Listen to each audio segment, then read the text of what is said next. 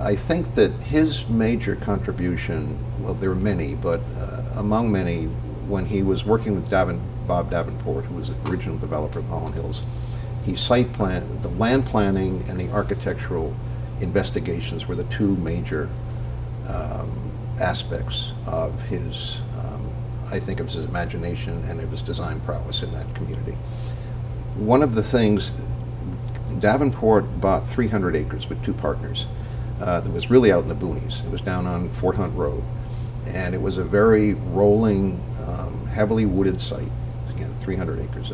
Ultimately, there were 463 houses built over about a 30-plus year period. I think the last house was in 1862.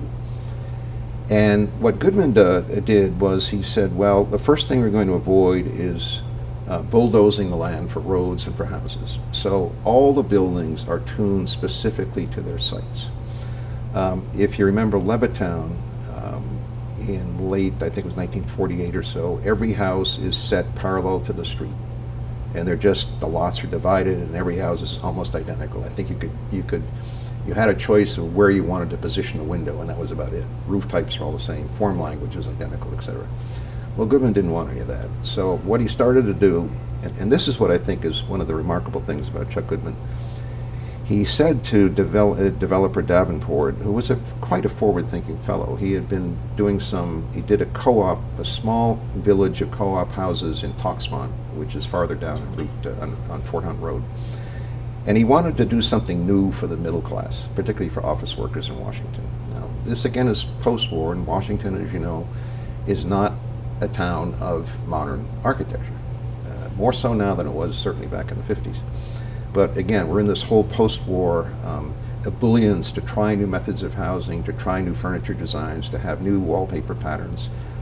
People were hungry for it. Not everyone, but some were. So in a way, this is an enclave of experimentation. So Goodman said, okay, one thing is we want to have a mix of income types, family types, etc. So we're going to have ultimately 14 models of houses. Split level was one of the first to adjust to the contours. Flat sites took a different kind of slab on grade house, the number 2 model, for example. In time, the houses started off being about 1,100 square feet, and they were quite affordable. Small rooms, but let's again remember that this is a time when people did not have great rooms. They didn't have computers, and they didn't have 3-car garages, and they didn't have snowmobiles and all the rest of it. As we know, and 16 bicycles and things. Life was simpler. And Goodman, like Frank Lloyd Wright, more or less decreed that let's not have too much storage space because we shouldn't be storing too many things anyway. So the houses were small, and in their diminutive size, he was able to expand the interior sense of spaciousness mainly through the use of glass. He developed something called the Hollin Hills window, which is nothing more than a 3-foot 37-inch wide module, which had a double awning, a casement window, out of steel at the bottom, and that set the whole module for the window wall. And sometimes those window walls would span 20 some odd feet. So you had floor to ceiling glass, usually 8 foot to the low eave. Sometimes you'd have cathedral ceilings, but usually you wouldn't. There was an internal air conditioning, quote-unquote, system, which consisted of the idea was that at night you could open up the windows in the very bottom of the window module. The top was fixed and the bottom was operable. And the dew on the ground the air would come over the dew-laden ground and go up through the house and be exhausted with a fan in the ceiling. So that was an early air conditioning system.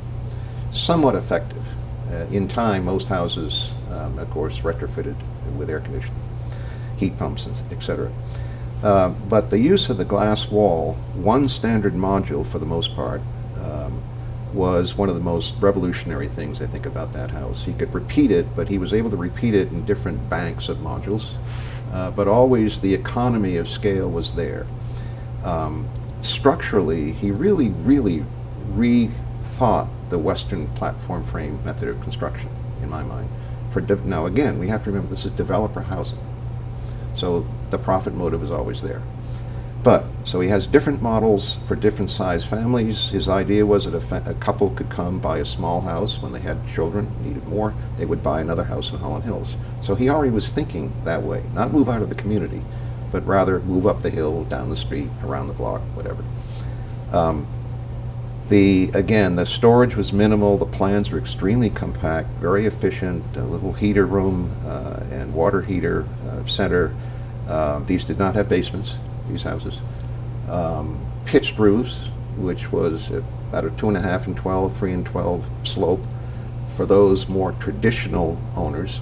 But in time, in the early 50s, about 1952, we introduced a really revolutionary flat roof model called the Unit 5, which was very Miesian in its detailing. And speaking of detailing, let's go back to the platform frame construction. Every mullion was basically, was a 2x4, rabbited so that the glass could simply fit in, and it had one piece of trim in 1.5 inches. So you didn't have trim and sub-trim and over-trim and all of that business. And they were structural as well. So the lintel at the top was continuous. So you had a very simple, tested system of 2x4s and 2x6s and 2x8s that made the structural bones of the house. In addition to the glazing, you might have 6 or 10 of those modules facing a backyard, and you might have 4 in the dining room facing the other way. None of the houses were parallel to the street. They were all adjusted again to the land. A second thing was that he purposely made, along with Bernard Voigt, Lou Bernard Voigt was the first landscape architect involved. But the land planning was such that the roads would be carefully, the cut and fill was balanced to avoid retaining walls, which are expensive. A lot of cul-de-sacs to give children safe places to play up in front of the houses.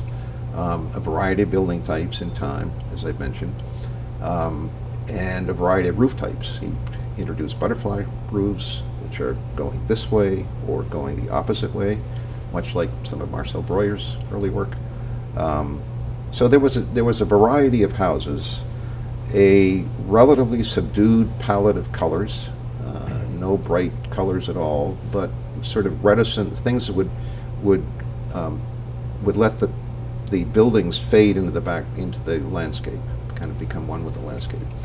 And one of the profoundly important things to me about Mr. Voigt's landscape approach was that he landscaped the houses and the lots so that there were never any fences or walls that said mine, yours, his, hers, theirs. He wanted to have the houses feel as though, the occupants of the house feel as though they lived in a park. And that's exactly one of the things I noticed when my family and I moved in the early 80s to rent a house for a year. And that was one of the first things I noticed right off the bat. You could look diagonally across 2, 3, 4 lots, and it felt visually as though it was all yours. And it wasn't this idea about, American lots are just chop, chop, chop, chop. Levittown didn't have that at all.